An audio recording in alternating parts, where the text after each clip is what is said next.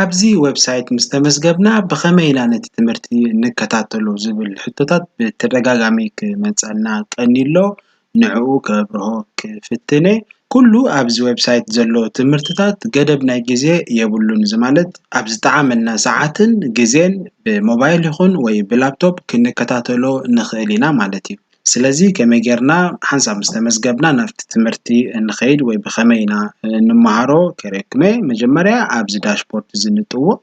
ኣብዚ ኮርስ ተጠቢቕና ኣብዚ መሪፅና ነቲ ንደልዮ ኢና ንምዝገብ ምስ ተመዝገብና ግን ኣብዚ ዳሽቦርድ ኢና ንጥውቕ ኣብዚ ኣጥውቕ ሓንሳብ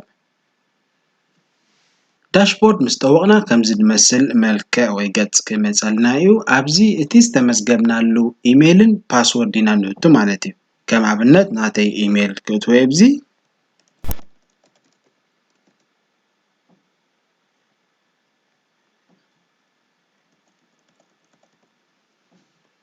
ከምዚ ጌርና ፅሒፍና ምስ ወዳእና ሎጊን ንብላ ናብቲ ትምህርቲ ንምእታው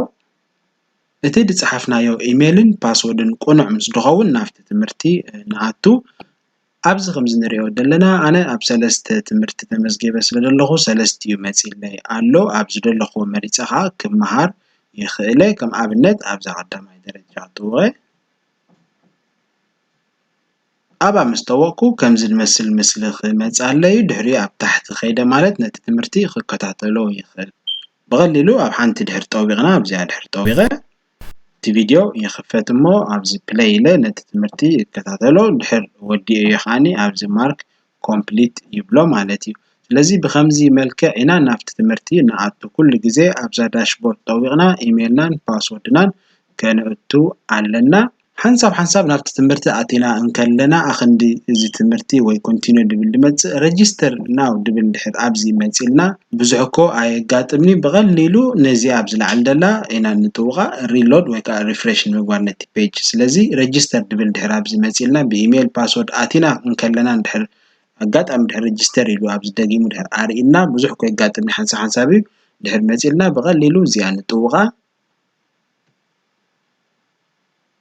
ሓንሳብ ሪሎድ ምስ ገበርናያ እቲ ካብቲ ኦሪጂናል ናትና እቲ ዌብ ሰርቨር ይመፅእ እቲ ኮንቴንት እሞ ሽዑኡ ከም ድኸፈልና ርኢዩ ትምህርቲ ኣበየናይ ተመዝጊብና ከም ዘለና ርኢዩ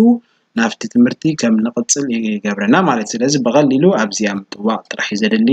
ሜይቢ ምናልባት እንድሕር ረጂስተር ድብል ኣብዚ መፂልና ስለዚ ብከምዚ ቀሊል ኣገባብ ነዚ ትምህርቲ እዚ ብሞባይል ብላፕቶፕ ኣብ ዝኾነ ሰዓት ለይቲ ቀትሪ